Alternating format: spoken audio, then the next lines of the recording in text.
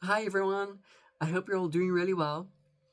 I want to come on here and talk about two things. One is a verse that is potentially relating to the rapture, and another thing is an experience that I had, which I'm hoping you might help me figure out what it means. Okay, so I recently discovered a interesting verse in the Bible, which um, I think is a very kind of like interesting correlation to the rapture, and I'll explain why. Okay, so the verse is in Isaiah 57 1 verse 2, which says, "Good people pass away, the godly often die before their time, but no one seems to care or wonder why. No one seems to understand that God is protecting them from the evil to come. For those who follow godly paths will rest in peace when they die." And so I was like thinking, that sounds kind of similar because when the rapture happens, the whole point of the rapture is because God is going to take us out of the earth to spare us from the evil that's to come, right? Which is going to be God's wrath that's going to fall upon mankind because the Antichrist and his mark are going to be full, like ongoing on the earth, full of the demons and all the calamities and all that and that. So I'm like just thinking, this verse makes sense. You know, this verse makes sense for godly people to die before their time because God is protecting them from the evil that's to come. And that's the whole point of the rapture. So if there's not going to be a rapture, then why would there be a verse like this that says godly people die before their time because God is protecting them from evil that is to come? So I'm just like, that's pretty interesting. That's a very interesting verse, and that could be a very strong indication that there will be a rapture for all those rapture naysayers, you know. Anyway, so the experience that I had was probably about a week ago, and I was about to go to sleep. I was lying in bed, my eyes were closed.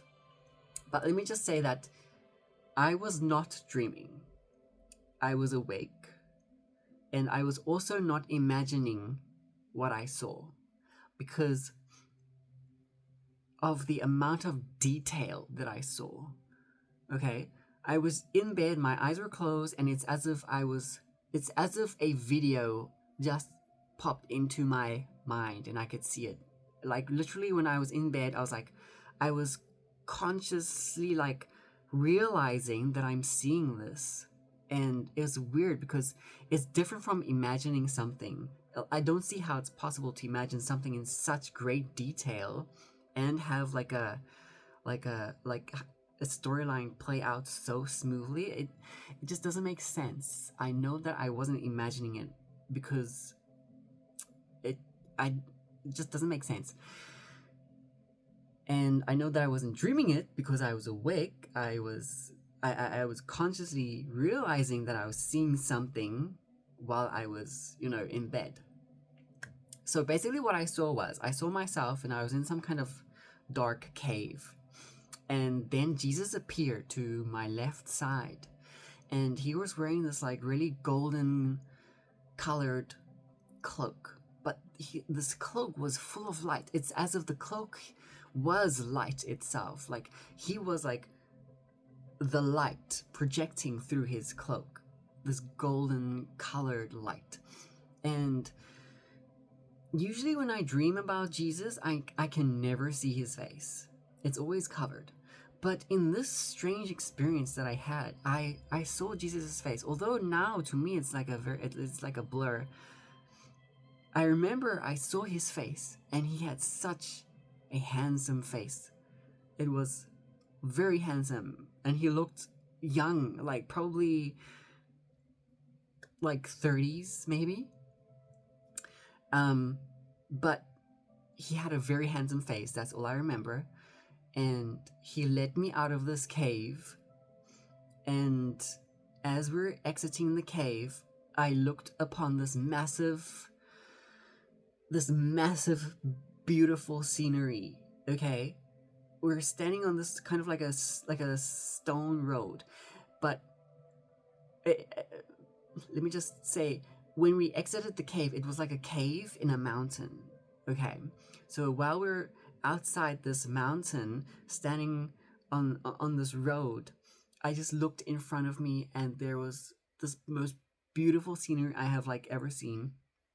It was it went very far, like it went really far, and I remember seeing like forests everywhere. There were like forests everywhere, and there were like hills, and on top of this mountain, like the very peak of this mountain, there was like a massive castle, like very detailed castle. It had like white stone with like gold trimmings, and I remember just looking. I didn't look to my left, I just looked straight, seeing this massive scenery, and then I looked to my right, and to my right there was this stone wall, and there was this man standing in front of the stone wall. I don't know his age. He was probably